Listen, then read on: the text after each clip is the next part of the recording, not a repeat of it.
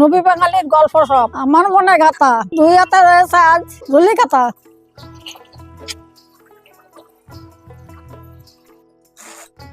এরকম করে কুচিয়ে নিচ্ছি। চিংড়ি মাছে লবণ আর হলুদ লাগিয়ে নেব। কড়াই গরম হয়ে গেছে, সর্ষের তেল দিয়ে দিচ্ছি। চিংড়ি মাছ দিয়ে দিচ্ছি, হালকা করে ভেজে নেব চিংড়ি মাছ। ওই তেলের মধ্যে কালো জিরে দিয়ে দিচ্ছি ফোড়নে, দিয়ে দিচ্ছি রসুন থেতো করে রাখছি, কাঁচা লঙ্কা চিড়ে রাখছি, লবণ দিয়ে দিচ্ছি পরিমাণ মতন, হলুদ দিয়ে দিচ্ছি। এবার শাক দিয়ে দিচ্ছি। দেখুন কত সুন্দর কালার এসছে। চিংড়ি মাছ ভিজে রাখছিলাম, দিয়ে দিচ্ছি শাকের ভিতরে।